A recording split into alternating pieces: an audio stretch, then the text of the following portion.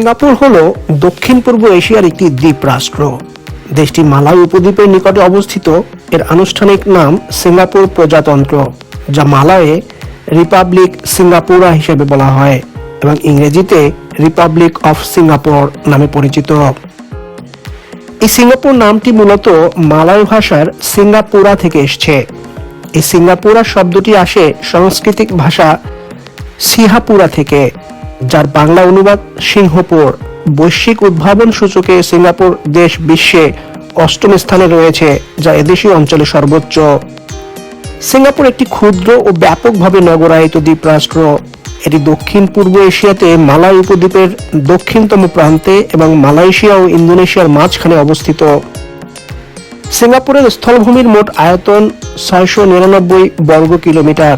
এটি মালয়েশিয়া থেকে জোহর প্রণালী এবং ইন্দোনেশিয়া থেকে সিঙ্গাপুর দেশ প্রণালী দ্বারা বিচ্ছিন্ন। সিঙ্গাপুরের মূল ভূখণ্ডটি একটি হীরকাকৃত দ্বীপ, তবে এর প্রশাসনিক সীমানার ভেতরে আরো বেশ কিছু ক্ষুদ্র ক্ষুদ্র দ্বীপ রয়েছে। এদের মধ্যে পেদ্রা ব্রাঙ্কা নামের দ্বীপটি সিঙ্গাপুর থেকে সবচেয়ে বেশি দূরত্বে অবস্থিত। দেশটির সীমানার অন্তর্গত কয়েক ডজন ক্ষুদ্রাকার দ্বীপের মধ্যে জুরং দ্বীপ, পুলাও তেকং, পুলাও উবিন ও সন্তোষা উল্লেখযোগ্য। সিঙ্গাপুর দ্বীপের বেশিরভাগ এলাকা সমুদ্র সমতল থেকে 15 মিটারের চেয়ে বেশি উঁচুতে অবস্থিত নয়। সিঙ্গাপুরের সর্বোচ্চ বিন্দুটির নাম বুকিত তিমহা। এটি সমুদ্র সমতল থেকে 164 মিটার উচ্চতায় অবস্থিত গ্রানাইট পাথরে নির্মিত একটি শিলা। সিঙ্গাপুরের উত্তর পশ্চিমে আছে পাললিক শিলা দ্বারা নির্মিত ছোট ছোট টিলা ও উপত্যকা এবং পূর্বভাগ বালুময় সমতল ভূমি দিয়ে গঠিত। সিঙ্গাপুরে কোনো প্রাকৃতিক হ্রদ নেই, তবে সুপেয় পানি সরবরাহ ব্যবস্থা করার জন্য ডিগ্রি উত্তরে অবস্থিত বলে এখানকার জলবায়ু নিরপেক্ষীয় প্রকৃতির। 1965 সালে স্বাধীনতা লাভের পূর্বে সিঙ্গাপুর ব্রিটিশদের অধীনে একটি ক্রাউন কলোনি হিসেবে পরিচিত ছিল এবং এই দ্বীপটি পূর্ব এশিয়াতে ব্রিটিশ নৌবাহিনীর প্রধান ঘাঁটি ছিল বলে জানা যায়। এ কারণে সিঙ্গাপুরকে তখন জিব্রাল্টার অফ দ্য ইস্ট বলা হতো। পরবর্তীতে 1869 সালে সুয়েজ কানাল খোলার পর ইউরোপ এবং এশিয়ার মধ্যে সমুদ্র বাণিজ্য বৃদ্ধি পায়, আর ঠিক তখনই সিঙ্গাপুরকে বিশ্বের প্রধান সমুদ্র বন্দর হিসেবে ব্যবহার করা শুরু করে। 1965 সালে অর্থাৎ স্বাধীনতা লাভের বছরে এদেশের মাথাপিছু আয় ছিল $516, যা তখন পূর্ব এশিয়ার মধ্যে ছিল তৃতীয় সর্বোচ্চ। স্বাধীনতার পরে ইউরোপ থেকে বিনিয়োগ আসার মাধ্যমে সিঙ্গাপুরের অর্থনীতি ধীরে ধীরে শক্তিশালী হওয়া শুরু করে। 80-র দশকে মাঝখান দিকে এই দেশটি উন্নত রাষ্ট্রের মর্যাদা লাভ করে এবং বর্তমানে জাতিসংঘের মানব উন্নয়ন সূচকে সিঙ্গাপুরের অবস্থান বিশ্বে 9ম, যা আসিয়ানের প্রতিষ্ঠাকালীন সদস্যদের মধ্যে অন্যতম। তাছাড়া দেশটির আয়তনে কোনো নগরাঞ্চলের সমান হলেও এর জিডিপি ভারতের দিল্লি, মুম্বাই ও বেঙ্গালুরুর সমষ্টিগত জিডিপির সমতুল্য। সিঙ্গাপুরে প্রায় 5.5 মিলিয়ন বা 55 লক্ষ মানুষ বসবাস করে। সিঙ্গাপুরের প্রধানমন্ত্রী হলেন সরকারের প্রধান এবং দেশটির নির্বাহী ক্ষমতা সরকারের হাতে ন্যস্ত। দেশটিতে মূলত একটি রাজনৈতিক দলের প্রভাব বেশি। এছাড়া দেশের আইন প্রণয়নের সকল ক্ষমতা সরকার ও আইনসভার দায়িত্বে পড়ে। বিচার বিভাগ নির্বাহী ও আইন প্রণয়ন বিভাগ থেকে স্বাধীন। আইনসভার সদস্যরা জনগণের ভোটে নির্বাচিত হন। রাষ্ট্রপতি রাষ্ট্রের প্রধান হলেও তার ভূমিকা মূলত আলংকারিক, তবে ইদানিং দেশটিতে রাষ্ট্রপতির ক্ষমতা পরিসর একটু বাড়ানো হচ্ছে। সিঙ্গাপুরের 4টি দাপ্তরিক ভাষা রয়েছে। এগুলি হলো ইংরেজি, মালয়, চীনা মান্দারিন এবং তামিল। সাধারণ ভাষা হিসেবে এখানে ইংরেজি প্রচলিত। এছাড়া ব্যবসা, বাণিজ্য, শিক্ষা ও সরকারি কর্মকাণ্ডে প্রধানত ইংরেজি ব্যবহার করা হয়ে থাকে। সিঙ্গাপুরের অন্যতম প্রধান শিল্প হচ্ছে পর্যটন, যা দেশটির অর্থনীতিতে ব্যাপক অবদান রাখে। প্রতি বছর কয়েক মিলিয়ন পর্যটক সিঙ্গাপুর দেশ ভ্রমণ করে থাকে। এখানে দেশটির উল্লেখযোগ্য কয়েকটি পর্যটন কেন্দ্র সম্পর্কে আলোচনা করা হলো। সিঙ্গাপুরের চিড়িয়াখানা পৃথিবীর প্রথম নাইট সাফারি সার্ভিস চালু করেছে। নাইট সাফারিতে গভীর রাতে জঙ্গলের ভিতরে নানান পশু পাখিদের মাঝ দিয়ে ট্রামে করে পর্যটকরা বিচরণ করেন। প্রাকৃতিক জীবনে উন্মুক্তভাবে ঘুরে বেড়ানো পশু পাখিদের দেখার মজাই বেশ আলাদা। বিশ্বের প্রথম নিশাচর চিড়িয়াখানা অর্থাৎ এই নাইট সাফারি 99 একর জায়গা নিয়ে গঠিত। এছাড়া পর্যটকদের কাছে আকর্ষণীয় এই পার্কের বিশেষত্ব হলো সাধারণ চিড়িয়াখানার মতো বনের প্রাণীদের খাঁচায় বন্দি করে রাখা হয় না। জঙ্গলের মধ্যে বাঘ, সিংহ, গন্ডার, হরিণ সহ হরেক রকম প্রাণীর সঙ্গে যে কেউ এখানে ঘুরে বেড়াতে পারে। আর এমনই রোমাঞ্চকর অনুভূতি পাওয়ার জন্য প্রতি বছর 1 কোটিরও অধিক পর্যটক এখানে আসেন। এখানে 130 প্রজাতির প্রায় 2500-এর অধিক বন্য প্রাণী আছে। পর্যটকদের মনোরঞ্জনের জন্য জঙ্গলের আদিবাসীদেরকে বিখ্যাত জঙ্গলি নৃত্য সহ নিয়মিত বিভিন্ন সাংস্কৃতিক অনুষ্ঠানের আয়োজন করা হয় এই নাইট সাফারিতে। মারলায়ন পার্ক। মারলায়ন একটি পৌরাণিক দেবতার মূর্তি, যেটা সিঙ্গাপুরের জাতীয় প্রতীক হিসেবে ব্যবহৃত হয়। সারা শরীরে মৎস্যাকৃতি এবং মাথাটি সিংহের মতো, আর এটি এই দেবতার বৈশিষ্ট্য। 8.6 মিটার উঁচু ও 70 টনের এই মূর্তিটি ফুলারটন রোডের মারলায়ন পার্কে অবস্থিত।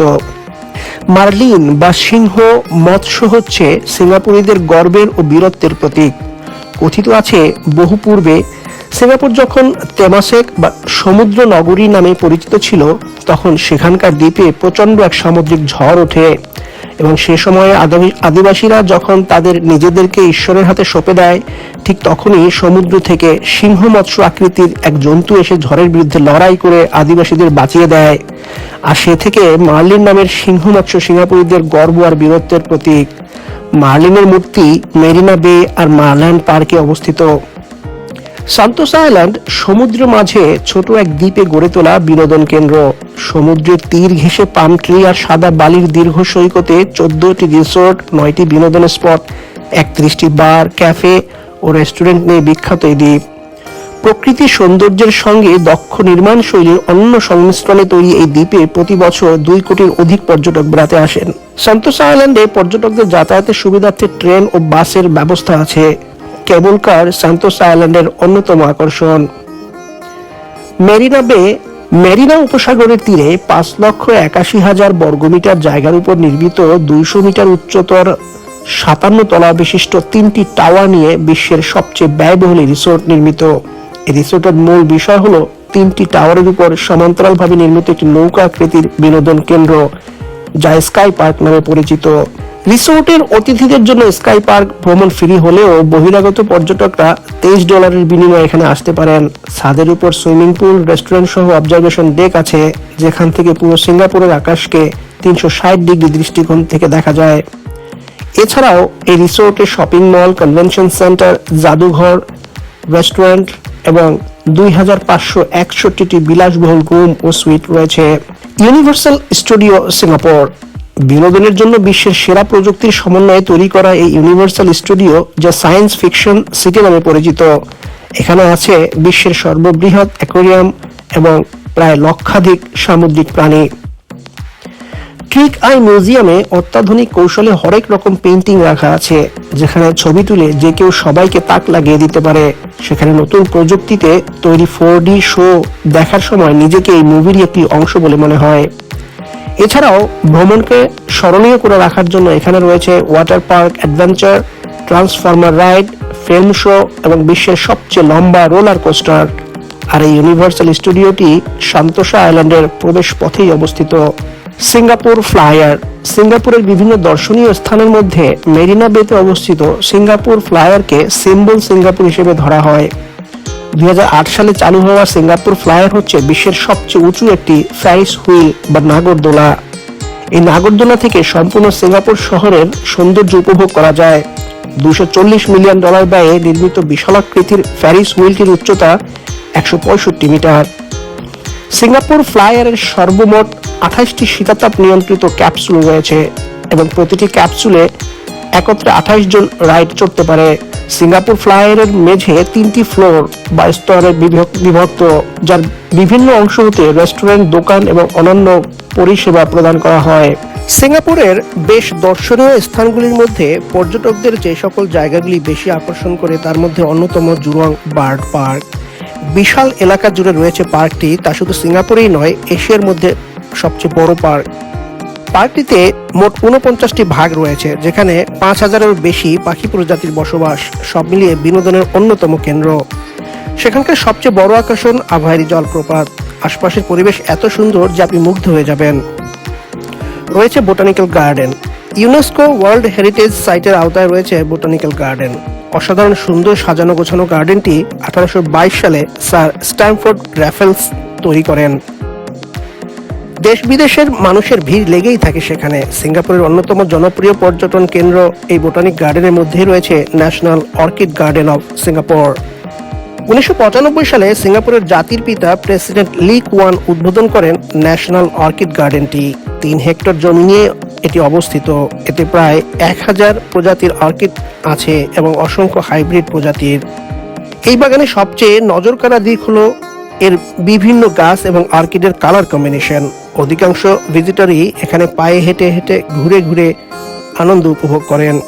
তবে দেশ বিদেশে প্রিমিয়াম ট্রাভেলারদের জন্য রয়েছে প্রিমিয়াম বাস সার্ভিস। আছে বেশ কিছু রেস্টুরেন্ট এবং কফি শপ, যা এখানকার প্রকৃতি এবং সবুজ পরিবেশের সাথে সুন্দর করে ম্যাচ করে সাজানো হয়েছে। এই বাগানের পাবলিক টয়লেটগুলিও গাছপালা এবং ফুল দিয়ে এত সুন্দরভাবে সাজিয়ে গুছিয়ে রাখা হয়েছে, দেখলে মনে হবে সেটাও একটি অন্য ধরনের garden. Post wedding, pre wedding ফটোগ্রাফির জন্য সবচেয়ে বেশি জনপ্রিয় এই গার্ডেনটি। ইনফরমেশন সেন্টার আছে, যা আপনাকে পরিবেশ, প্রকৃতি, অর্কিড, গাছপালা এবং প্রাকৃতিক সৌন্দর্য নিয়ে জ্ঞান আরোহণ করতে সহায়তা করবে। সিঙ্গাপুরের চায়না টাউন দেখতে এবং শপিং করতে যাওয়া যেতে পারে। চায়না টাউনের এমআরটি স্টেশন থেকে বের হলেই এই টাউন। এখানে রাস্তায় অনেক স্ট্রিট ফুড আছে, যেমন স্পেশালি বড় চিংড়ি, বিফ কাবাব, সি ফুড, স্যুপ, মালায়া সাথে নুডলস, টমিয়ামি স্যুপ ইত্যাদি। Maxwell food centre, China town থেকে হেঁটে কিছুটা সামনে গেলে ম্যাক্সওয়েল ফুড সেন্টার। এখানে খাঁটি সিঙ্গাপুরের খাবারের স্বাদ পাওয়া যাবে। এখানে 2 সারিতে স্ট্রিট ফুডের দোকান, মাঝে খাবারের জায়গা।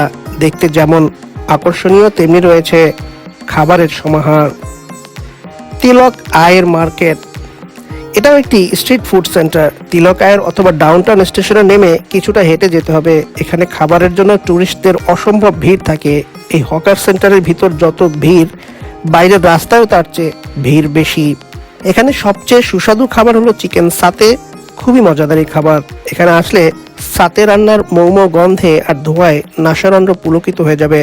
চিকেন ছাড়াও বিফ ও চিংড়ির সাথে পাওয়া যায়। এছাড়া sea food, dim sum, fried rice সহ অন্যান্য স্ট্রিট ফুডও রয়েছে।